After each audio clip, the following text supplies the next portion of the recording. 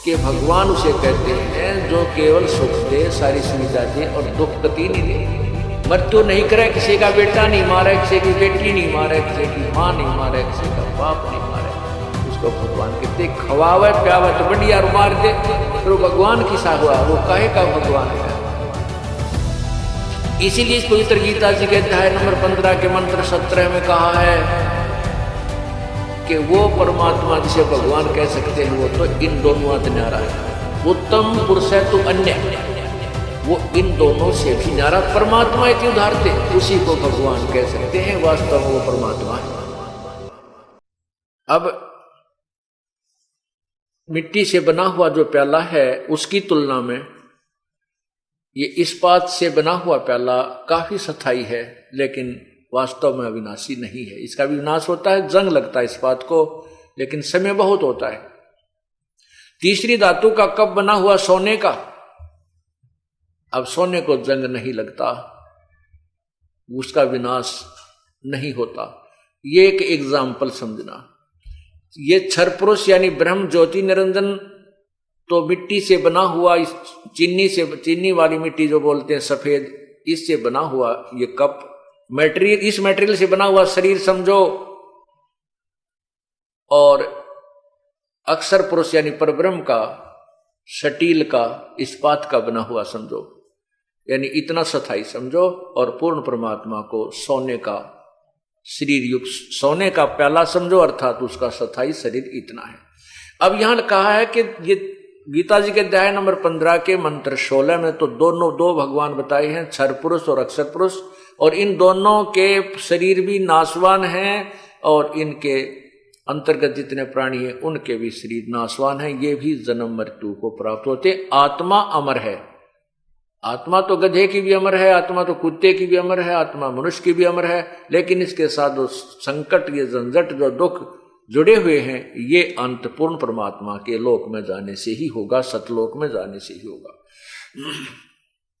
गीता जी अध्याय नंबर 15 के श्लोक 17 में कहा है, उत्तम पुरुष तु अन्य परमात्मा इति उदाहरते।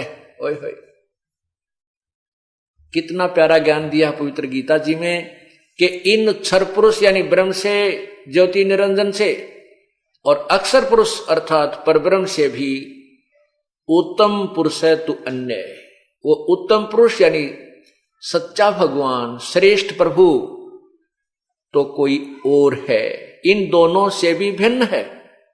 परमात्मा इति उदाहरते। ए पुण्यात्माओं, इन पवित्र सदग्रंथों के एक एक श्लोक में और दो हिस्से बने हुए, इनके भी न्यारे न्यारे बहुत ही सुंदर अर्थ बनते हैं। परमात्मा इति उदाहरते, जिसको भगवान कहा जाता है। इस भगवान कहा जाता है, ये क्यों कहा? क्योंकि पुरुष का अर्थ प्रभु होता है। यहां परमात्मा क्यों कहा? जिसको परमात्मा कहा जा सकता है उसमें पुरुष बोला है। अब तत्व ज्ञान में यही निर्णय दिया जाता है कि पुरुष माने प्रभु, और परमात्मा का अर्थ क्या होता है, भगवान किसे कहते हैं, भगवान की डेफिनेशन क्या है, परमात्मा की क्या परिभाषा है जो जिसको हम परमात्मा कह सकते हैं। वैसे तो प्रभु का अर्थ स्वामी होता है। स्वामी तो सभी हैं, कसाई है, कसाई के नीचे 4-5 नौकर है, वो उनका स्वामी है। और ऐसे ही स्टेट में कोई मंत्री है, उसके भी नीचे भी जो अन्य है वो उनका स्वामी है। इसी प्रकार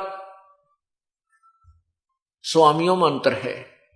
स्वामी सभी हैं, लेकिन वास्तव में जो स्वामी के क्या गुण होते हैं कि स्वामी वही कहलाता जो दुख ना दे, केवल सुख दे। भगवान उसे कहते हैं, भगवान उसे कहते हैं जो हमें यहां पर सभी पदार्थ उपलब्ध करवावे, खाने के, पीने की सारी व्यवस्था, ओढ़न पहनने की, गर्मी सर्दी से बचाए, और उसको भगवान कहते हैं जो हमें सभी सुविधाएं प्रदान करे और दुख ना दे, किसी प्रकार की भी पीड़ा हमें नहीं दे, उसे भगवान कहते हैं। वो परमात्मा कहलाता है। अब जैसे यहां काल के लोक में, हम ब्रह्म के लोक में रह रहे हैं, और हमें यहां पर सभी सुविधाएं भी नजर आती हैं। कितनी अच्छी हवा चल रही है, वर्षा होती है, पौधे पेड़ फल फूल के युक्त पौधे उग जाते हैं, फलदार वृक्ष लगे हुए हैं, झरने बह रहे हैं, और काजू किशमिश के सेब संतरों के बाग बगीचे, ऐसे बढ़िया फल यहाँ पर लगे हुए हैं। पृथ्वी के अंदर से मीठा पानी हमें मिल रहा है, गर्मियों में ठंडा और सर्दियों में वही अंदर से गर्म निकलता है। तो हम सोचते हैं भगवान ने कमाल कर रखा है, देखो कितनी सुविधा दे रखी है, भाई भगवान ही है ये, तो क्या कमाल कर दिया। लेकिन परमात्मा हमें, परमेश्वर ने आकर बताया है कि ये भगवान नहीं है, ये परमात्मा नहीं है यहाँ का भगवान जिसको तुम भगवान मान रहे हो, नहीं, इसमें स्वार्थ निहित है, ये वास्तव में परमात्मा नहीं है। परमात्मा तो है क्योंकि कुछ भगवान जैसे लक्षणों युक्त है। भगवान में मैंने अभी बताया आपको कि भगवान उसे कहते हैं जो केवल सुख दे, सारी सुविधा दे और दुख कति नहीं दे। मृत्यु नहीं करे, किसी का बेटा नहीं मारे, किसी की बेटी नहीं मारे, किसी की मां नहीं मारे, किसी का बाप नहीं मारे, उसको भगवान कहते। खवावे प्यावे तो बढ़िया मार दे, फिर वो भगवान किसा हुआ, वो काहे का भगवान हुआ। इसीलिए इस पवित्र गीता जी के अध्याय नंबर 15 के मंत्र 17 में कहा है कि वो परमात्मा जिसे भगवान कह सकते हैं वो तो इन दोनों न्यारा है। उत्तम पुरुष है तो अन्य, वो इन दोनों से भी न्यारा परमात्मा इति उदाहरते, उसी को भगवान कह सकते हैं। वास्तव में वो परमात्मा है। कैसे? जैसे कसाई बकरे पालता है, और जब वो कसाई आता है उन बकरों के पास, बकरे उसको अपना मालिक मानते हैं, अपना भगवान मानते हैं कि देखो हमारे कितनी सुविधा दे रखी है हमारे मालिक ने, अच्छा आहार चरने को है, खाने को है, पानी पीने को है, छाया है। आता है जब वो ऐसे हाथ लगाकर देखता है, वो बकरे सोचते हैं ये मालिक हमें प्यार करता है, और वो कसाई देखता है ये कै किलो का हो गया मांस देखता है, और वो बकरे उसको चाटते हैं, प्यार देते हैं, ऐसे पैर फैलाकर उसकी गर्दन पर प्यार देने की चेष्टा करते हैं कि ये हमारा मालिक हमें बहुत सुविधा देता है। लेकिन उसका स्वार्थ नहीं था, वो देखता है कि ये कितना मोटा हो गया, इसमें कितना मांस बन गया, और फिर उसको जब उसको आवश्यकता पड़ती है, जैसे किसी राजा के नवाब की यानी शादी हो जाती है मुसलमान लोगों में, वो बकरे विशेष कर आहार करते हैं, तो उस समय वो कसाई ना देखता ये बेटा है किसी की बेटी आवेगी, वो तो एक लाठी लेकर उन सैकड़ों बकरों में, हजारों बकरों में चला जाता है, ऐसे लाठी लेकर उनमें 20-30 को निकाल लेता। किसी का बेटा आओ चाहे बेटी आओ, चाहे माँ आवे चाहे किसी का बाप आवे, उन्हीं को काट के और वो अपना स्वार्थ पूरा कर लेता है। यही दशा यहां के भगवान की है। 21 ब्रह्मांड एक कसाई का बाड़ा समझो, और इसने ये 3 पाली छोड़ रखे हैं, रजगुण ब्रह्मा, सतगुण विष्णु, तमगुण शिव जी। ये हमें यहां पर रोके रखे हैं। रजगुण ब्रह्मा की रेंज आपको बताई, उनकी शक्ति से हम संतान उत्पत्ति करते हैं, बाई फोर्स करते हैं। हमारे बस की बात नहीं जीव के, ये कितनी बात बनावे कोई। फिर दूसरी हमारा मोह ममता, आपस में प्यार, एक दूसरे बेटा में बेटियां में इतना जबरदस्त है कि जीव के बस का नहीं है। चाहे कितनी बात बना ले कि मैं बैराग ले लिया, जंगल में चला गया, घर त्याग दिया, बालक भी त्याग दिए, नहीं, जीव के बस का नहीं है। कभी ना कभी फेर हुआ समस्या पैदा हो ही जाती है। कितना प्रबल है ये।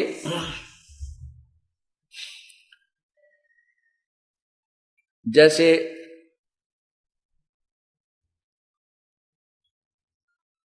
एक व्यक्ति घर त्याग कर चला गया, 2 बच्चे थे, पत्नी थी, वैराग्य हो गया, जंगल में रहने लगा। उनके गुरुदेव ने जहां से उसने उपदेश लिया, वो भी से गुरुजी थे, उनको पता था कि कदे ये चेला वापस ना भाग जाए, तेरी सेवा ना करे बुढ़ापे में।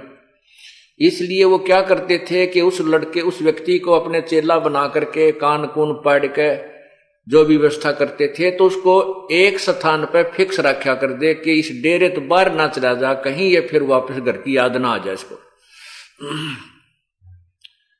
12 वर्ष तक वो व्यक्ति वैराग लेकर जो गया था, गुरुजी के आदेश अनुसार एक आश्रम में एक स्थान पर रहा, उससे बाहर नहीं गया।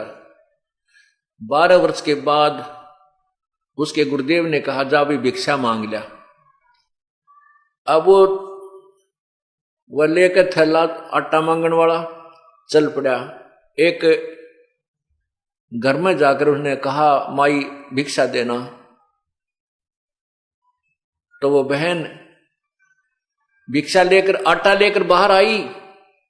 एक लड़के को गोदी में ले रखा था, एक लड़का उसका दामन पकड़कर साथ साथ आ रहा था, मां मां कर रहा था। अब वो बाबा जी 12 वर्ष से घर छोड़कर गया हुआ था, तो उसके एकदम वो मन में फिर आ गई बात। उसने सोचा कि तेरे भी छोटे छोटे बालक थे और जिस बच्चों का बाप ना हो वो कैसे पलेंगे। अब ये बहन है, इसके 2 बच्चे हैं, इनका पति ना होता कितना खुआवा प्यावा इनको। तो उसके मन में आ गया बात कि तू तो बड़ा कसाई रहे और तेरे की जुल्म कर दिया तूने, तो छोटे छोटे बच्चा ने छोड़ के आ गया। वह बेचारी दुखी हो रही होगी, क्या हाल होगा तेरे बच्चा का। इस विचार को करके उसने घर चालन की सोची। घर एक बार देख आऊं, घर चालन की सोची कि चल मैं अपने घर जलता हूं। 10-20 कदम गया था, इतने मन में आ गई, अरे 12 साल हो लिए पीछा छूट रहा है, तू क्यों बात बिगाड़ा है, लोग तेरी हंसी करेंगे, क्या कहेंगे तेरे को। नो सोच के फिर वापस आश्रम की तरफ चल पड़ा। थोड़ी देर चला था, फिर मन में आ गई कि एक काम कर लेता हूं, दूर से देख आऊंगा, किसी के पहचान में थोड़ा ही आता हूं, यूं देख लूंगा वह किस प्रकार जी रहे हैं या कोई मजदूरी कर रहे हैं किसी की। ये विचार करके वो फिर घर की तरफ चल पड़ा। फिर जाकर के मन में कुछ देर दूर चला था, उसके फिर मन में आ गई, रे गुरु जी के कहेंगे तन तक काम बिगाड़ दिया, 12 साल की तपस्या तेरी भंग होती है। फिर वापस आश्रम की तरफ चल पड़ा। 10-20 कदम वापस आया था, फिर मन में आ गई, अरे एक बार देखण में के बिजली पड़ा है, के तप भंग हो है, तो फिर आ जाऊंगा गुरु जी के पास। आखिर में मन ने उसको दबा लिया और ये निर्णय ले लिया कि मैं गुप्त रूप से ये देख कर आऊंगा, खेतों में चला जाऊंगा, गांव में नहीं जाऊंगा, क्योंकि वो किसान थे, उसके किसान था तो उसने अपने खेत का पता था कि खेत में अगर वह जवान हो गए होंगे तो खेत में काम करने आ रहे होंगे। क्यों 12 साल में तो बच्चा 5-4 वर्ष का तो भी 16-17 वर्ष का हो जाता है।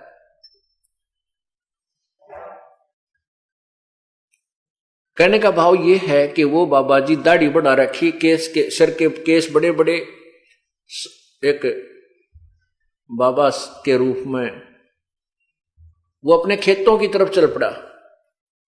खेतों में उसकी पत्नी और उसका छोटा भाई अपने अपने खेतों में काम कर रहे थे।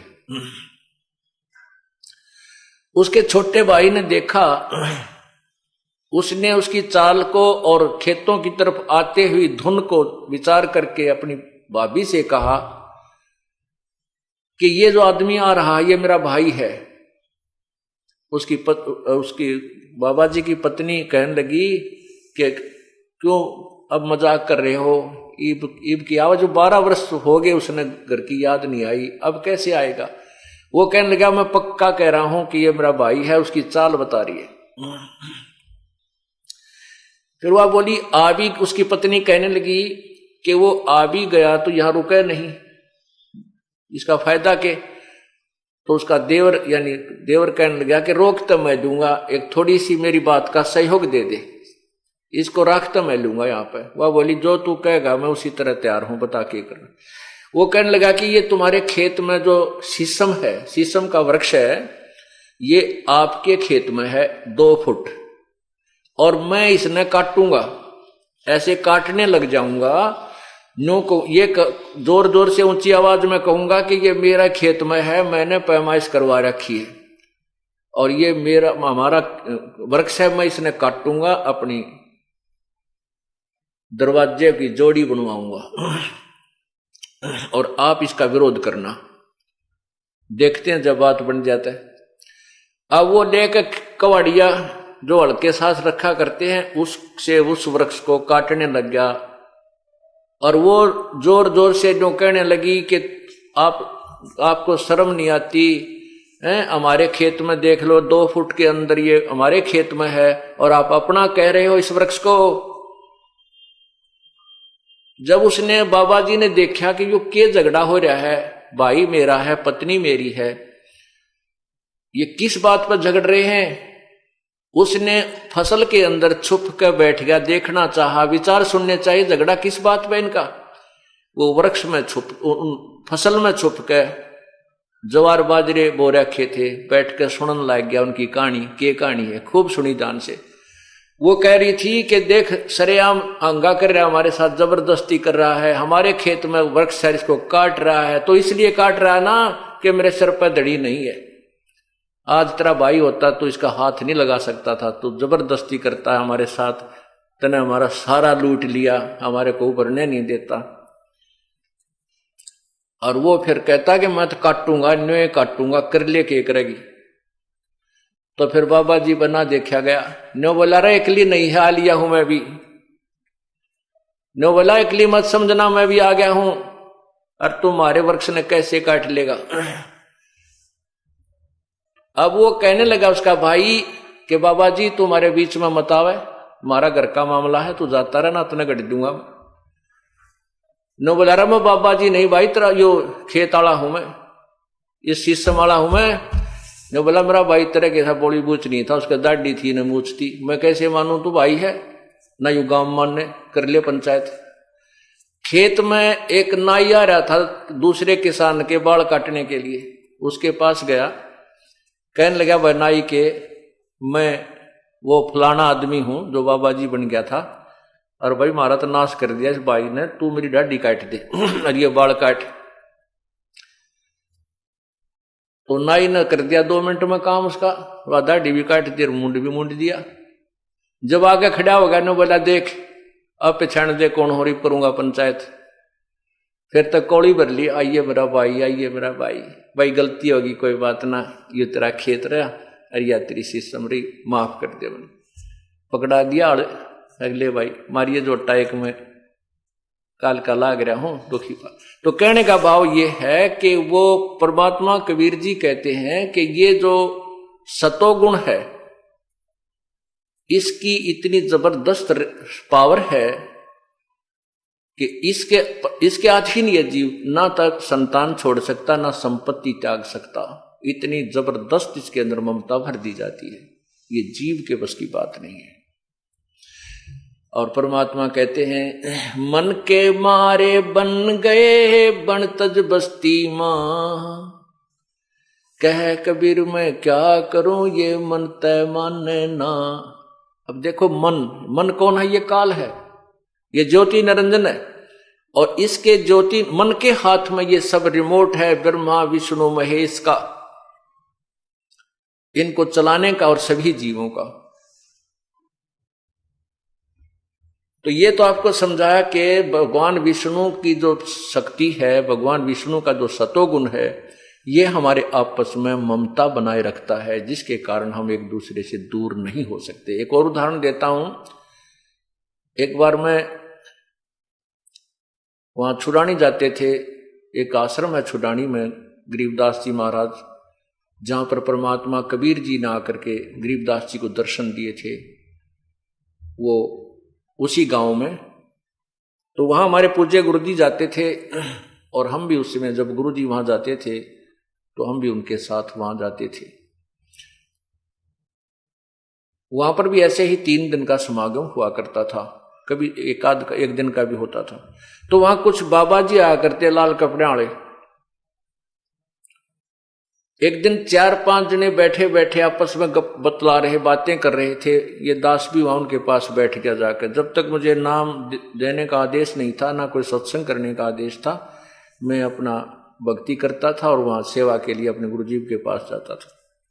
बैठा बैठा सुन रहा था, तो वो बाबा जी बुजुर्ग से थे, वो आपस में कहने लग रहे, भाई एक कह रहा है दूसरे को कि तू कैसा संत है, तू कैसा बैरागी है, तू अपने घर जाता है और घर वालों को ये भिक्षा के पैसे देकर आता है।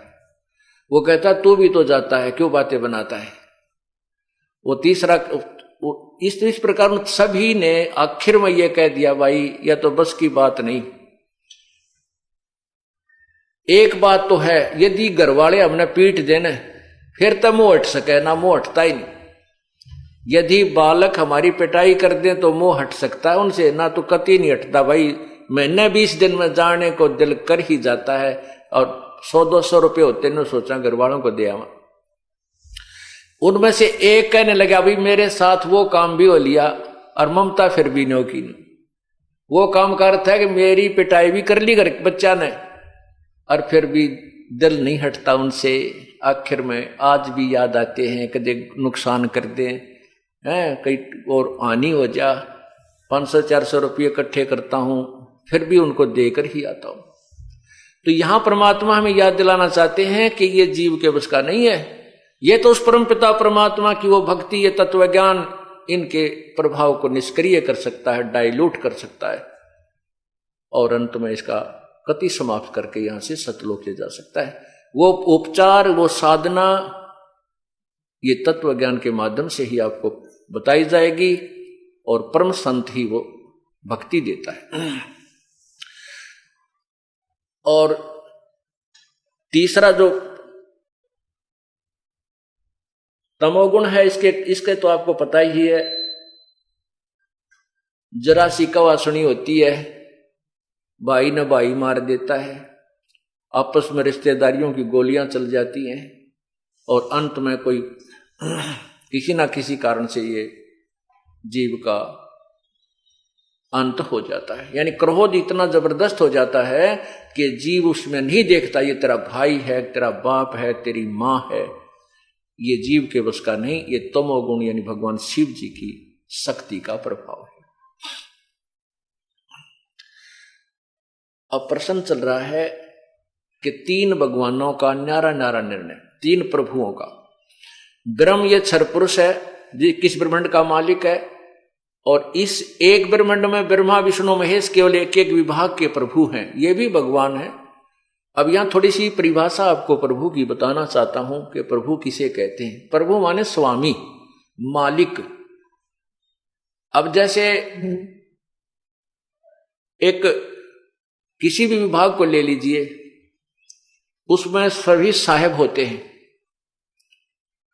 जैसे हौलदार साहब, पुलिस विभाग को ले लेते हैं, थानेदार साहब, डीएसपी साहब, एसपी साहब, और फिर आईजी साहब, फिर डीजी साहब, और इनसे ऊपर फिर गृह मंत्री साहब, फिर मुख्यमंत्री साहब, फिर प्रधानमंत्री साहब। यानी है तो सारे साहब, यानी स्वामी हैं, मालिक हैं, प्रभु हैं। लेकिन प्रत्येक साहब की, प्रत्येक भगवान की अपनी अपनी न्यारी न्यारी शक्तियां हैं, उनमें शक्ति मंत्र होता चला जाता है। प्रभु यानी साहब सारे हैं, लेकिन साहबों की शक्ति में बहुत अंतर है। इसी प्रकार 3 लोक के साहब यानी 3 लोक के भगवान, एक एक विभागीय मंत्री, ये मंत्री साहब, रजगुण ब्रह्मा भी भगवान, सतगुण विष्णु भी राम, और तमगुण शिव जी भी राम कहो, इसको अल्लाह कहो, खुदा कहो, गॉड कहो, रब कहो, ये भी स्वामी हैं। लेकिन ये इतनी ही पावर के, इतने क्षेत्र के स्वामी हैं।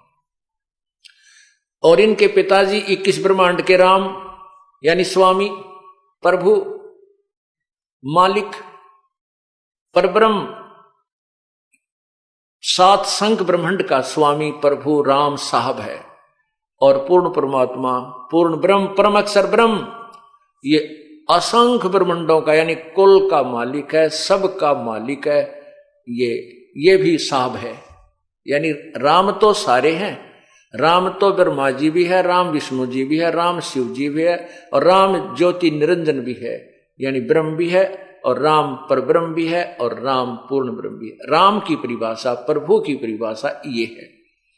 राम सभी कहलाते हैं, प्रभु सभी कहलाते हैं, लेकिन प्रभुओं की शक्ति में दिन रात का अंतर है।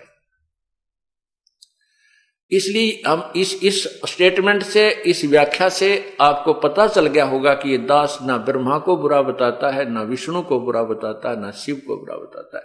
लेकिन ब्रह्मा को ब्रह्मा बताता हूं, विष्णु को विष्णु बताता हूं, शिव को शिव बताता हूं, ये इनकी सतिथि बताता हूं, जैसे मंत्री को मंत्री बताता हूं, मुख्यमंत्री को मुख्यमंत्री बताता हूं, प्रधानमंत्री को प्रधानमंत्री बताता हूं। आपको और हमको पहले क्या ज्ञान था कि हमारे को एक राज्य के मंत्री को प्रधानमंत्री फिट कर रखा था कि प्रधानमंत्री सिद्ध कर रखा था। वो हमारी थ्योरी उस एक राज्य के मंत्री को प्रधानमंत्री मानकर हम इस पर पूर्ण आश्रित थे। ब्रह्मा विष्णु महेश को हम पूर्ण परमात्मा मानते थे। ये हमारे ज्ञान की कमी थी। और भगवान इतने ही हैं जितने आज थे, पहले भी इतनी शक्ति युक्त हैं। आज हम किसी को कहते हैं ना प्रारंभ में कि भाई ब्रह्मा विष्णु महेश से ऊपर और पावर है, कोई मानने को तैयार नहीं, क्योंकि हमारे अंदर इनकी महिमा इतनी घर कर चुकी है कि हम इन तो ऊपर किसी न मानते नहीं शक्तिशाली। जैसे आज से सन 1947 से पहले जो हिंदुस्तान की जो स्थिति थी, हमारे यहाँ एजुकेशन नहीं थी, शिक्षा नहीं थी, और उस समय जनसाधारण जनता की एक इतना ज्ञान था कि गांव में कोई भी टॉप पहन का जाता ना अधिकारी, तो सब ने क्या करते, गांव वाले साहब आ रहे हैं भाई, पानी वाला साहब आ रहे हैं, पानी वाला साहब अर्थात इरिगेशन डिपार्टमेंट का साहब आ रहा है। अब हमने खुद, मुझे भी जब तक मैं इस दास ने इसी बात से प्रेरित होकर ये जूनियर इंजीनियर का डिप्लोमा किया था कि हम इतने बैकवर्ड इलाके में रहते थे, गोहाना तहसील, कि हमें ये नहीं मालूम था यो नहर के जो अफसर आते हैं ये कौन कौन कैसे होते। हम तो जो भी टॉप पहन का जाता गाँव वाले ने साहब आ रहा है, पानी वाला साहब आ रहा है, तो ये नहीं पता था कौन साहब है, उसकी कितनी पावर है। और दास का जो किसान परिवार में जन्म था, कभी कभी गाय भैंस चराने के लिए पाली भी जाते थे। गांव में हमारे में फ्लड बहुत आती थी, इसलिए वर्षा के दिनों में केवल नहर ही ऐसा स्थान होता था जहां पर पशु चराए जाते थे। नहरों पर पशु चराना तो नहर विभाग वालों को मानने नहीं, वो नहीं चराने देते थे, उनके चालान काट देते थे, पकड़ कर थाने में मतलब ले जाते थे, चालान काट डरा देते थे। तो हम भाग जाते थे, आ जाता ना कोई टॉप पहन के, तो हम पाली थे, बालक थे, छोटे छोटे, स्कूल में जाते थे, बीच में छुट्टियों में पाली अन्य भी होते थे जो नौकर रखे होते थे हमारे घर वालों ने, उसके साथ साथ फिर हमारे को भी भेज देते थे, क्योंकि उस समय एक सीमित स्थान पर पशु चराने होते थे नहर के आसपास। तो सब भाग जाते थे, नहर का साहब आ गया, भाग जाते थे। उसके जाने के बाद फिर पशुओं को ले आते। कहने का भाव ये है कि हम इतने इलिटरेट थे, हमारे घर वाले भी, हमारे गांव वाले भी, यानी सभी क्षेत्र के, केवल एक गांव के नहीं, कि हमें यह नहीं मालूम था ये साहब कितनी पावर का है। अब हमें सब, उस समय हमारी ऐसी स्थिति थी, और उस समय हम डीसी को एक सुप्रीम पावर माना करते, डीसी को एक सुप्रीम पावर मानते थे। गांव वाले ने कहा कि में भी बात होती कि डीसी लाग रहा है, तू के डीसी लाग रहा है, तेरा बाबू के डीसी लाग रहा है, यानी डीसी तो ऊपर पावर, फिर किसी की मान्या नहीं करते, कोई शक्ति और भी है। इसी हमारे मन में धारणा हो रही थी। एक उदाहरण है, एक समय एक चुटकुला आ रहा था एक अखबार में, उसमें एक समय कोई मंत्री, मुख्यमंत्रियों के ऊपर कोई घोटाले का केस हो गया और उनको कोई सजा की तैयारी होगी। पेपर में पहले दिन आया था कि इनको सजा पक्की होगी। तो चुटकुले में किसी ने प्रश्न कर रखा था कि भाई ये प्रधानमंत्री, राष्ट्रपति अगर ये ऐसी गलती कर दें क्या इनकी भी सजा हो जाएगी? तो उत्तर था ये कि डीसी लाग रहे हैं, इनकी भी सजा हो जाएगी। इनकी सजा क्यों ना होगी, ये कि डीसी लाग रहे हैं। अर्थात उसके मन में ये समझाना था कि हम डीसी को प्रधानमंत्री और मुख्यमंत्री, राष्ट्रपति से भी ऊंचा मान रहे थे। अगर ये कि डीसी लाग रहे, अगर डीसी तो के ऊपर तो कोई पावर को नहीं, इसके ऊपर कोई कानून ही नहीं काम करता। हमारे मन में उस इलिटरेशन के कारण, अज्ञानता के कारण ये घर कर चुका था कि डीसी सुप्रीम पावर है, और वह हमारे अंदर जमा हो रही थी। अब वही स्थिति इस तत्व ज्ञान, आध्यात्मिक ज्ञान के विषय में आज पूरे समाज की स्थिति है, पूरे विश्व की स्थिति है। हम आध्यात्मिक ज्ञान में इतने इलिटरेट हैं, हमने न्योय ना बेरा भगवान किसे कहते हैं, राम राम, अल्लाह अल्लाह, खुदा खुदा, गॉड गॉड हम कह रहे हैं, हमें ये नहीं मालूम कौन गॉड है, कौन किस गॉड की कितनी पावर है, जबकि हमारे सदग्रंथ सभी गवाही दे रहे हैं। अब इस तत्व ज्ञान से हम शिक्षित हो जाएंगे, आध्यात्मिक ज्ञान से हम परिचित हो जाएंगे।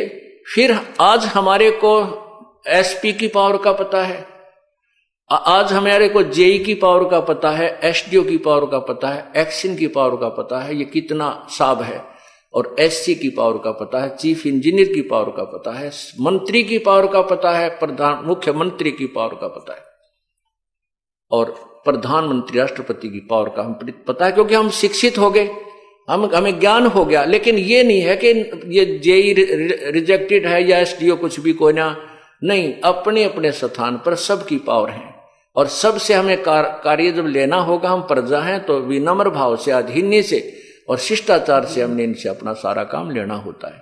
इसी प्रकार ब्रह्मा विष्णु महेश एक अंग हैं, अधिकारी हैं, हम इनसे बाहर नहीं हो सकते, लेकिन हम इनको सुप्रीम पावर मानकर स्थित थे, ये हमारे ज्ञान की कमी थी। हम उस ज्ञान को उठा रहे हैं, आपको निर्णायक ज्ञान दे रहे हैं, ये भगवान इतने हैं, इतना लाभ ये जरूर देंगे, और वो लाभ इन्हीं से मिलेगा और दे भी नहीं सकते। इस प्रकार हमने पूर्ण परमात्मा की शरण में जाने का क्यों संकेत दिया जाता है कि पूर्ण परमात्मा और इन भगवानों में ब्रह्मा विष्णु महेश ब्रह्म पर ब्रह्म इतना अंतर है कि ये केवल किए कर्म का फल दे सकते हैं। ब्रह्मा विष्णु महेश आपको वही देंगे जो आपके प्रारब्ध में निर्धारित है, और इसमें कोई बाधा करता है, आपको प्रारब्ध देने में कोई बाधा करता है, कोई प्रेत पितर छोटा मोटा, तो उसको उससे ये आपको उस कर्म को जो आपका संस्कार वश है वो देंगे, दिला देंगे। जैसे कंस, केसी, चाणूर आदि जो प्रारब्ध में बाधा कर रहे थे, भगवान कृष्ण को तंग करना चाहते थे, तो उनको उन्होंने समाप्त कर दिया। लेकिन समय आने पर भगवान श्री कृष्ण भी स्वयं अपनी जान नहीं बचा सके, एक शिकारी ने उनके पैर में तीर मार दिया और वो भी मृत्यु को प्राप्त हुई। वो प्रारब्ध में जो किए कर्म के अनुसार उन्हें भोगना पड़ा। तो ये भगवान अपने किए हुए प्रारब्ध जो कर्म है उसको घटा बढ़ा नहीं सकते, उतना ही दे सकते जितना आपके भाग्य में। जैसे फॉर एग्जाम्पल एक, क्योंकि प्रारंभ में जब ये ज्ञान कोई सुनता है तो एकदम स्ट्राइक करता है उसका दिमाग, तो वो कहता है कि क्या ब्रह्मा विष्णु में इसमें शक्ति को ना, ये भी तो भगवान विष्णु भी तो पावरफुल हैं, शक्तिशाली हैं, उन्होंने मोरध्वज के बेटे ताम्रध्वज को आरे से चिरवा कर जीवित कर दिया, उन्होंने उसका जीवन दान दे दिया।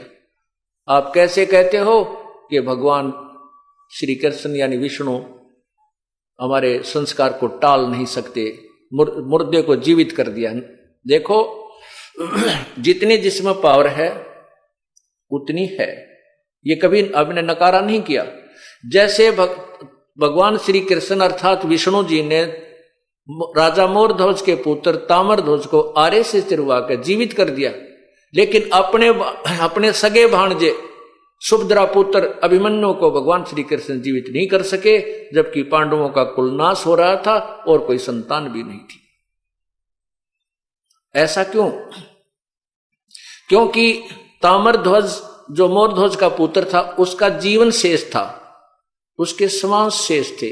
इस शरीर को काट के दोबारा जोड़ देना इन भगवानों के बाएं हाथ का खेल है, लेकिन ये आयु नहीं बढ़ा सकते, ये प्रारब्ध में परिवर्तन नहीं कर सकते। अभिमन्यु का श्वास नहीं थे, अभिमन्यु का जीवन उतना ही था, उसके प्रारब्ध में उस चक्र व्यूह में मरना ही था, इसलिए श्री कृष्ण जी उसको जीवित नहीं कर सके। अब आपको पूर्ण परमात्मा के विषय में बताऊंगा। इस 5 दिन के सत्संग में यही निर्णय दिया जाएगा कि ये भगवान कितनी राहत दे सकते हैं और पूर्ण परमात्मा कितनी राहत दे सकता है। पूर्ण परमात्मा यानी परम अक्षर ब्रह्म, वो हमारे संस्कार में भी यदि हमारा जीवन शेष नहीं है तो भी वो हमारी आयु को बढ़ा सकते हैं। एक नहीं कई दर्जनों प्रमाण आपके समक्ष रखे जाएंगे, जो पहले परमात्मा स्वयं आए थे उस समय जो उन्होंने किया था, और अब वर्तमान में वही शक्ति, वही पावर आज काम कर रही है इस दास के माध्यम से। वर्तमान के कितने भक्तों को जीवन दान दिया, एक्सटेंशन ऑफ लाइफ की उस पूर्ण परमात्मा परम अक्षर ब्रह्म ने, वो भी आपको ज्ञान बताया जाएगा, आपके समक्ष उदाहरण रखे जाएंगे।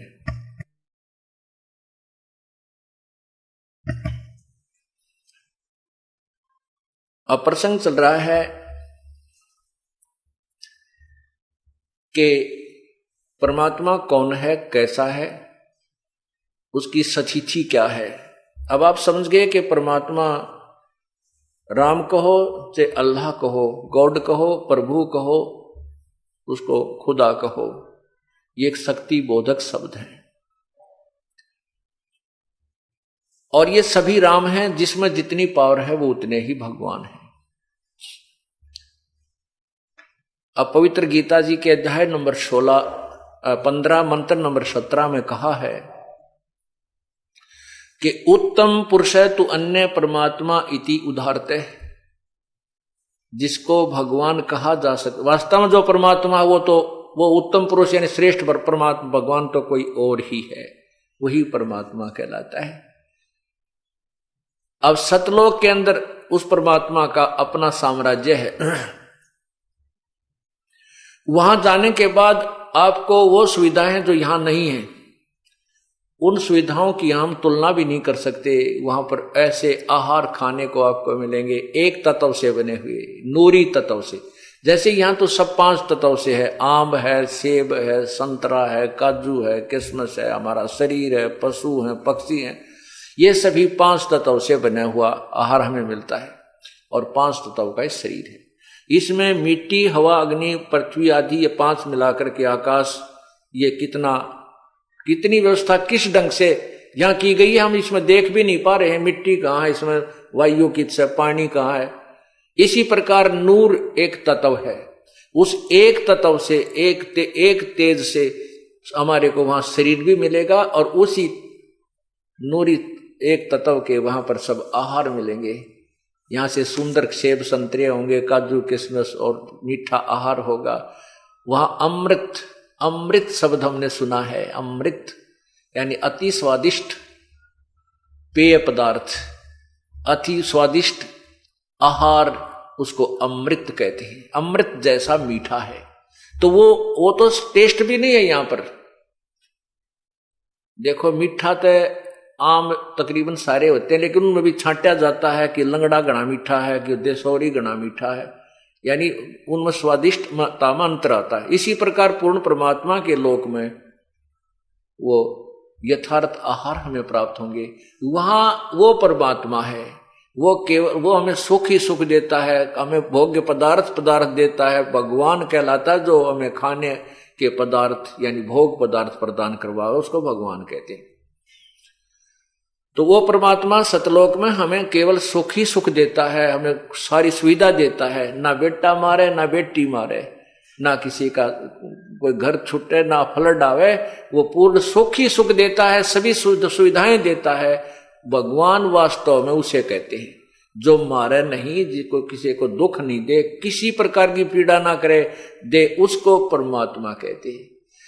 अब परमात्मा ये भी है, जैसे आपको उदाहरण दिया, कसाई भी मालिक होता है कुछ नौकरों के ऊपर और बकरे भी पालता है, वो भी उन बकरों का मालिक है, लेकिन वो मालिक वास्तव मालिक नहीं है, मालिक वाले गुण नहीं है उसमें, प्रभु वाले गुण, परमात्मा वाले गुण नहीं हो तो स्वार्थ वस्तु फिर नहीं देखता, उसमें रहम नहीं है। और सतलोक में सतपुरुष जो है वो वास्तव में परमात्मा है, उसमें दया ही दया है, वो दुख नहीं देता। इसलिए कहा कि वो उसको परमात्मा इति उदाहरते, उसको बस एक वो है भगवान परमात्मा कहा जाता है। यह त्रिलोक में जो तीनों लोकों में अविश्य प्रवेश करके विभर्ती सबका पालन पोषण करता है। यह लोक त्र में तीनों लोकों में विभर्ती प्रवेश करके और सबका पालन पोषण करता है। अविश्य सब में प्रवेश करके सबका पालन पोषण करता है। अविनाशी ईश्वर है, वो अविनाशी ईश्वर है, वास्तव में वो अविनाशी परमात्मा है। तो इस प्रकार हमने इस तत्व ज्ञान को समझना है। इसलिए गीता जी के ज्ञान को हमें समझना होगा। सदग्रंथ वही है, गीता जी वही है, चारों वेद वही हैं, परमेश्वर का सब संवेद यानी कबीर वाणी ये भी वही है। आज तक न तो इन वेदों को कोई समझ सका, न ही गीता जी को कोई समझ सका। 5500 वर्ष हो गए हैं इस पवित्र गीता जी के रिटर्न कार्य होने को हुआ है, और आज तक इसके अनुवादकर्ताओं ने गुड़ गोबर कर रखा है। किसी ने भी पवित्र गीता जी के ज्ञान को नहीं समझा और न ही इसका यथार्थ अनुवाद वो कर सके। आज इस दास ने उसका यथार्थ अनुवाद आपके समक्ष पेश किया है, और जिसको एक गहरी नजर गीता नामक पुस्तक में अनुवादित करके, ज्यों क्या तो ट्रांसलेशन, गीता वही है, मूल ज्ञान वही है, उसका ट्रांसलेशन दास ने किया है। उस गहरी नजर गीता में ये एक पुस्तक है, यानी गीता जी को गहनता से अध्ययन करके तत्व ज्ञान की दृष्टि से उसका दृष्टिकोण से अनुवाद किया गया है। उसको पढ़कर आप फिर अन्य संतों, अन्य अनुवादकर्ताओं के अनुवाद को आप देखिएगा, आप माथे माथ मारोगे, अगर तेरा गजब होइयो। ऐसा अनर्थ कर रखा उन लोगों ने। गीता जी के अध्याय नंबर 18 के मंत्र 16 में 66 में, गीता अध्याय नंबर 18 श्लोक 16 में लिखा है, गीता ज्ञान दाता भगवान कहता है कि मेरे लेवल की जो साधना तूने की है, जो मेरे लेवल की साधना होती है, मेरे सत्तर की साधना को मुझ में त्याग कर उस परम अक्षर ब्रह्म परमात्मा की शरण में जा, और फिर मैं तुझे सर्व पापों से मोक्ष कर दूंगा, तू चिंता मत कर। पुण्यात्माओं, हम सतलोक जाएंगे। सतलोक जाने के लिए हमने कौन सा फार्मूला अपनाना है, कौन सी विधि अपनानी है, कौन सी भक्ति अपनानी है, उसको भी गीता जी में बता रखा है। अब इसमें 18वें अध्याय के 66वें श्लोक में गीता जी में कहा है कि सर्वधर्मान परित्यज माम एकम शरणम व्रज अहम तवा सर्व पापेभ्यो मोक्षामि मा शुच।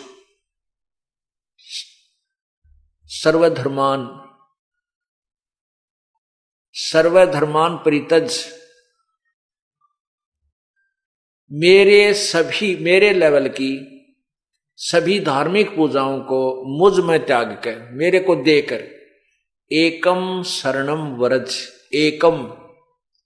एकम माने जिसके बराबर दूसरा ना हो, अद्वितीय परमात्मा, उसकी तुलना में कोई नहीं है, परम अक्षर ब्रह्म। जैसे गीता जी के अध्याय नंबर 8 के मंत्र 3 में खुद गीता ज्ञानदाता प्रभु कह रहा है कि वो परम अक्षर ब्रह्म है, और 8वें अध्याय के ही 8, 9, 10 श्लोक में कहा है कि उस परमात्मा की भक्ति करता हुआ जो अंत समय में शरीर छोड़कर जाता है तो उसी को प्राप्त हो जाता, उस देव परम पुरुष को प्रकाश होता है, जो प्राप्त होता है, जो सूर्य की तरह तेजो में है। 8वें अध्याय के 7वें और 5वें श्लोक में अपने बारे में कह रहा है कि मेरी साधना करता है वो मुझे प्राप्त होता है। 8वें अध्याय के 13वें श्लोक में लिखा कि मेरा एक ओम नाम है, मेरा एक ओम नाम, ओम अक्षर है मुझ ब्रह्म का, उसको जो अंतिम सांस तक जाप करता छोड़ के जाता है, शरीर त्याग कर जाता है, तो अंत समय में मुझे प्राप्त होता है। उस परमात्मा की शरण में जाने के लिए क्या संकेत किया कि तत्वदर्शी संतों की खोज करो, फिर वो तत्वदर्शी संत तुम्हें जो ज्ञान बताएं उस विधि से साधना कीजिए, फिर उस परम पिता परमात्मा को प्राप्त हो जाओगे। उसके लिए फिर क्या बता संकेत दिया गीता जी में, गीता ज्ञानदाता ने 17वें अध्याय के 23वें श्लोक में क्या लिखा कि ओम तत्सत, ओम तत्सत, ओम तत्सत, ये एक मंत्र है ब्रह्मणे। ओम तत्सत ये त्रिविध समर्थ है, ब्रह्मण है, त्रिविध समर्थ है, उस पूर्ण परमात्मा, ब्रह्मण माने पूर्ण परमात्मा, जो गीता जी ज्ञानदाता से अलग कोई प्रभु है, परम अक्षर ब्रह्म। उस परम अक्षर ब्रह्म की भक्ति के लिए 3 मंत्र का जाप है, ओम तत्सत। ओम तो अपना बता दिया 8वें अध्याय के 13वें श्लोक में कि मेरा नुज ब्रह्म का तो केवल एक ओम मंत्र है, जो गीता ज्ञान दाता कह रहा है, उसका अंतिम सांस तक जाप करेगा तो मुझे प्राप्त होगा। उस परमात्मा के पाने का ये 3 मंत्र का जाप है। ओम तत्सत, ओम ब्रह्म का है, और तत् ये परब्रह्म का, तत् सांकेतिक है, ये तत् नहीं, सत पूर्ण ब्रह्म का है, परम अक्षर ब्रह्म का। ये तत् और सत गीता जी में गुप्त रखे, सांकेतिक है, ये गीता ज्ञानदाता को पता नहीं। इसके लिए तो कहा कि उस तत्वदर्शी संत की खोज कर वो बताओगा तीनों मंत्रों के गुप्त रहस्य को। फिर जैसे वो उसकी उस 3 मंत्र का जाप है, और उसकी मंत्र की जाप की विधि भी 3 प्रकार की है। ओम तत्सत इति ब्रह्मणे तिर्वद समर्थ है। ओम तत्सत जो है ये 3 मंत्र का जाप है, और ये पूर्ण परमात्मा का इसकी 3 प्रकार की विधि सिमरण करने की है। जैसे ये दास आपको बताता है, सतनाम में 2 मंत्र होते हैं, एक ओम होता है, एक तत् गुप्त है। उस 2 अक्षर के मंत्र से एक सतनाम बनता है। ये कई पंथ हमने देखे हैं, वो कहते हैं सतनाम सतनाम ऐसे जाप कर लो। 5 नाम देते हैं, उन 5 नामों में एक सतनाम भी दे रखा है, सतनाम सतनाम करने का। ये सतनाम जाप नहीं है, वो सतनाम 2 अक्षर का मंत्र है, ओम और तत्। तत् एक सांकेतिक शब्द अक्षर है, वो दास बताएगा केवल उपदेशी को।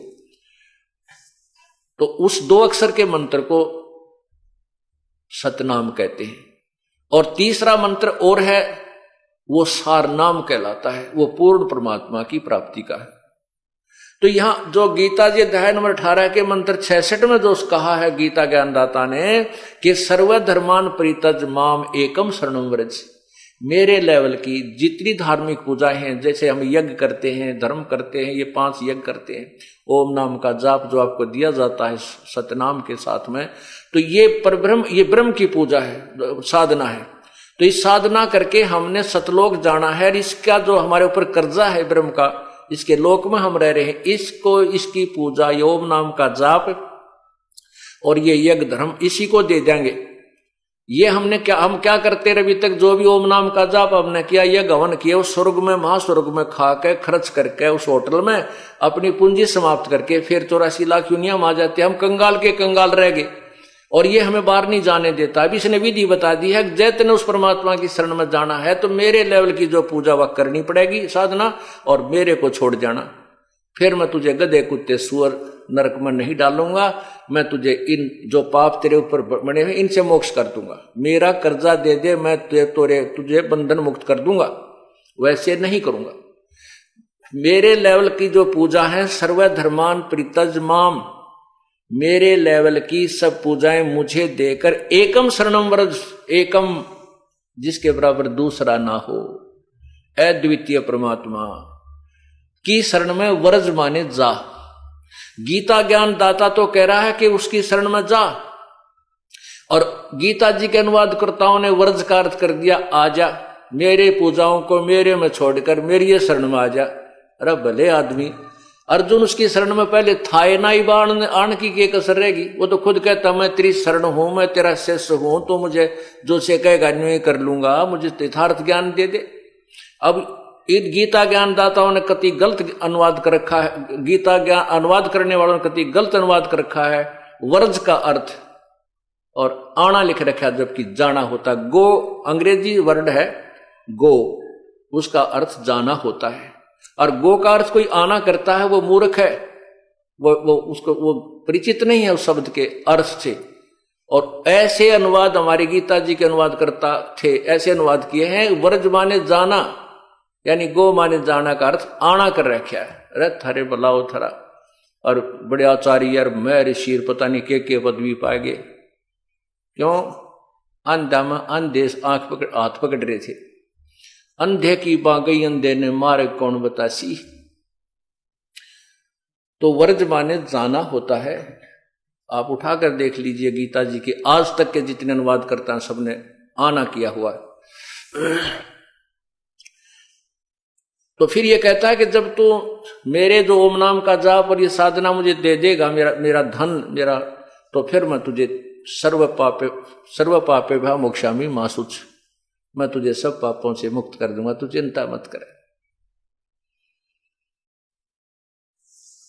तो पुण्यात्मा, इस प्रकार हमने इस तत्व ज्ञान को समझना है। और ये तत्व ज्ञान कैसा बताया है? और ज्ञान सब ज्ञानड़ी, कबीर ज्ञान सो ज्ञान, जैसे गोला तोब का इब करता चले मैदान। ये तत्व ज्ञान एक बार जनसाधारण बुद्धिमान लोगों के पास पहुंच गया, पूरे विश्व में जय जयकार हो जाएगी कबीर परमात्मा की, क्योंकि हम सब एक पिता की संतान हैं। ना कोई हिंदू अलग है, ना कोई मुसलमान न्यारा है, ना कोई सिख भिन्न है, ना कोई ईसाई अलग है। हम एक पिता की संतान हैं। हम धर्म के कारण ही बढ़ते चले गए, क्योंकि आत्मा को परमात्मा की चाह है। और जिसने भी कोई ज्ञान देना चाहा है, जिससे कुछ हमें राहत मिलनी प्रारंभ हुई, हम उसी संत के पीछे लग गए।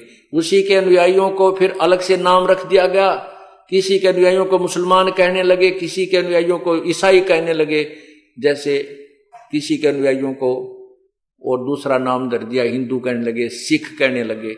हम एक ही वर्ग के व्यक्ति थे और हम ही में से उस संत के साथ लग गए, उनको अलग कहने लगे। जैसे अब कुछ एक को कहते हैं ये राधा स्वामी वाले हैं, ये धन धन सतगुरु वाले हैं। वो हैं कौन? वो अपने भाई बहन हैं, अपने रिश्तेदार हैं, अपने हिंदू समाज या सिख समाज से उसमें गए हुए हैं। कुछ दिनों में ये धन धन सतगुरु न्यारा मजहब बन जाएगा, राधा स्वामी न्यारा धर्म बन जाएगा।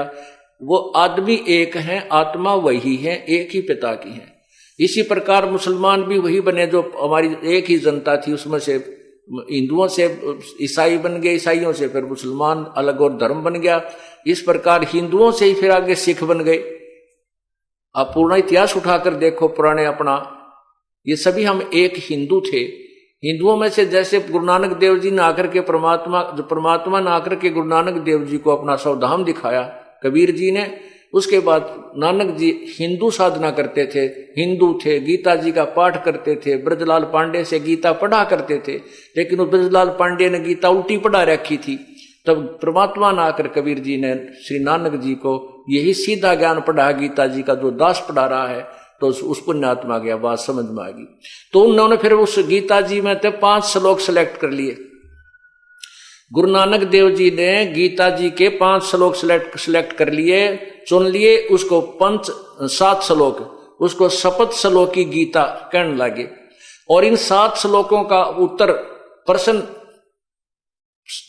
7 श्लोकों का उत्तर वो उन पांडवों से पूछने लगे जो विद्वान कहलाते थे, मंडलेश्वर, महामंडलेश्वर। वो 7 श्लोक कौन कौन से थे?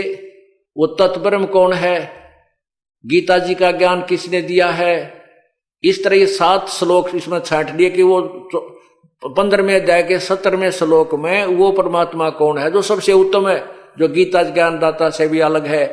तो इन बातों का उत्तर, गुरु नानक देव जी के प्रश्नों का उत्तर उन पंडितों के पास नहीं था, पंडितों के पास नहीं था। तो उसके बाद यथार्थ ज्ञान को समझकर कुछ अनुयायी हो गए इन हिंदुओं में से ही श्री नानक साहिब के।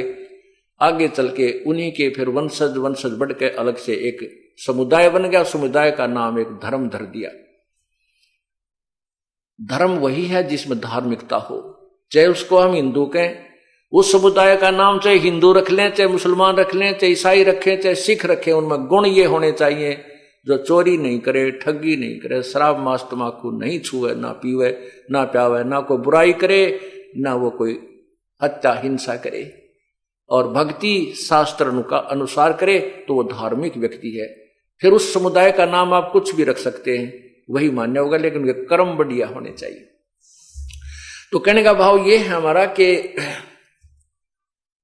उस परमात्मा ने ये जो हम जो साधना करते थे, उस साधना के आधार पर हम डिवाइड हो गए। पूर्ण परमात्मा ने आकर के हमें इस तत्व ज्ञान से परिचित कराया और ये निर्णायक ज्ञान हमारे को उसी परमेश्वर ने बताया। अब प्रसंग चल रहा है कि वो परमात्मा कौन है, कैसा है, कहां रहता है, और उसकी पाने की विधि कैसी है? जैसे आपने सुना है कि ओम तत्सत, इस 33 मंत्र के जाप से परमात्मा पूर्ण ब्रह्म के पास जाएंगे, गीता जी में संकेत किया है। और तत्व जो सत जो मंत्र है वो पूर्ण परमात्मा का है। ये सत नहीं, वो सत और मंत्र है जिसको ये दास बताएगा, जिसको सारनाम भी कहते हैं। इन तीनों मंत्रों का जाप करके उस परमात्मा के पास जाना है। अब जैसे कई भक्तजन कहते हैं कि हमारे गुरुदेव तो सीधे त्रिकुटी से ऊपर ले जाते हैं, हमने यहां से नीचे कुछ क्रिया नहीं करनी है। हमारे शरीर में कमल बने हुए, रीढ़ की हड्डी के अंदर की तरफ, बैकबोन के अंदर की साइड में हमारे कमल बने हैं, मूल कमल, जो गुदा से रीढ़ की हड्डी गुदा के पास जाके समाप्त हो जाती है। इस अंदर की तरफ रीढ़ की हड्डी के 2 उंगल अंदर ऊपर एक मूल कमल है जिसमें गणेश जी का वास है। उससे 2 उंगल ऊपर, थोड़ा सा ऊपर जो है स्वाद चक्र है जिसमें सावित्री और ब्रह्मा जी का वास है। जो रजोगुण प्रधान देवता हैं ब्रह्मा जी, वो स्वाद चक्र में है, जो जिससे प्रजनन क्रिया होती है, जिससे उत्पत्ति होती है, सेक्सुअल सिस्टम जिससे कंट्रोल्ड होता है। उसके बाद नाभि कमल है, इसमें विष्णु भगवान और लक्ष्मी जी का वास है। उसके ऊपर फिर हृदय कमल है, हृदय कमल में भगवान शिव और पार्वती का वास है जो तमोगुण युक्त है, और कंठ कमल में दुर्गा का वास है। अब हमने उसके बाद त्रिकुटी स्थान मिलेगा। त्रिकुटी क्या है? एक इंटरनेशनल एयरपोर्ट समझो, इंटरनेशनल एयरपोर्ट, अंतरराष्ट्रीय हवाई अड्डा। अब हमने स्वदेश जाना है, हम दूसरे देश में गए हों और अपने देश में लौटना है, और वहां हमने फैक्ट्री ला रखी है या कोई कारोबार शुरू कर रखा था, और वहां पर हमारे ऊपर कर्जा बन गया, जिसके कारण हमारी सब सुविधाएं छीन ली गई। बिजली का बिल नहीं भरा तो बिजली का कनेक्शन कट गया, टेलीफोन का बिल नहीं भरा तो टेलीफोन का कनेक्शन कट गया, और भी कोई सुविधा में प्राप्ति, पानी का बिल नहीं भरा तो पानी का कनेक्शन कट गया। इस प्रकार हम वहां कति हताश होकर, दुखी होकर मजदूर लगे, और वहां पर कोई अपना देसी भाई मिल जाए, अपने देश का कोई व्यक्ति मिल जाता है, और वो साहूकार है, सेठ है, या यहाँ का राजा है, और वो जाकर के कहता है कि भाई वहां के राजा को, उनके अधिकारियों को कि भी मैं इनका गारंटर बनता हूं, ये हमारे देशी हैं, और इसके तू ये सब कनेक्शन चालू कर दे, ये फैक्ट्री चलाएगा तो तेरा भी कर्जा तारेगा और बिल भी भर देगा, अपनी रोजी रोटी भी करेगा। इस प्रकार उनको जब कोई सेठ, कोई साहूकार यानी कोई बड़ा अधिकारी मिल जाता है, वो कनेक्शन दोबारा करवा देता है गारंटर बीच में बनकर, तो उसका काम शुरू हो गया। फिर उसने अपनी मजदूरी, अपनी भी रोजी रोटी उसी में से चलानी है, और उस कर्जा भी उतारना है। तो हम असंख्य युगों से ब्रह्मा विष्णु महेश के कर्जवान हो गए, हम इनके लोक में रह रहे हैं, हमारे सब कनेक्शन कट गए हैं, इसलिए हमें कोई सुविधा नहीं मिल रही। हमें केवल उतना ही मिल रहा है जितना हमारे प्रारब्ध में है। अब जो हम ये दास आपका गारंटर बनेगा, और ब्रह्मा विष्णु महेश के जो इन कमलों में ये विराजमान हैं, इनके कमलों से पार होने के लिए, ऊपर चलने के लिए, इनसे नो ड्यू सर्टिफिकेट लेने के लिए जब स्वदेश आएंगे, इनका ऋण उतारना होगा। इनका कर्जा, जब इनका लोन हम उतारेंगे, वो विधि बताई जाती है, तो ये कनेक्शन आपके दोबारा जुड़वा दिए जाएंगे। आपने मेहनत करनी है, इन मंत्रों का जाप करना, जो प्रथम मंत्र आपको दिया जाता है, जिसमें 7 मंत्र होते हैं। 7 मंत्रों में से ये 5 मंत्र सिलेक्टेड हैं जो इन भगवानों के हैं, ब्रह्मा विष्णु महेश, दुर्गा और गणेश, और 2 मंत्र इसमें आपकी आज्ञा की कमाई साथ चलती है। सतलोक जाने के ये 2 मंत्र भी, इनका अलग से धन एकत्रित होता है। उसके बाद फिर आपको सतनाम दिया जाता है। जब आप त्रिकुटी में पहुंचोगे, इंटरनेशनल एयरपोर्ट पर पहुंचोगे, उससे पहले तो बहुत प्रोसीजर है, तब वहां जा चुकोगे। वैसे कोई हवाई अड्डा न्यू ना है ऊपर वाले के अड्डे में घूमे आए, वहां जाने के लिए तो बहुत कुछ पैसा चाहिएगा, स्वदेश आने के लिए बहुत पैसा चाहिएगा। तो वो आपके पास पहले तो वहां की सरकार के, वहां के अधिकारियों से नो ड्यू सर्टिफिकेट होंगे कि ये कर्ज मुक्त है, हमने इसका कुछ लेना देना नहीं है इसे, और ये आपका फिर वापसी आने का वीजा बन जाता, वो पासपोर्ट बन जाता है। तो पासपोर्ट वापस बनने के बाद फिर हमें किराया चाहिए वापस आने के लिए, टिकट जहाज का। तब हम एयरपोर्ट पर आएंगे, एयरपोर्ट का जो टिकट लेकर के फिर जहाज में बैठकर स्वदेश आएंगे। ये तरीका है। ये कहते हैं जो हमें उल्लू बनाते हैं, मूर्ख बनाते हैं संत, कहते हैं नहीं हमारे गुरु तो सीधे त्रिकुटी से ही चलते हैं, यानी और कुछ प्रोसीजर नहीं। इससे सिद्ध है कि उन्हें त्रिकुटी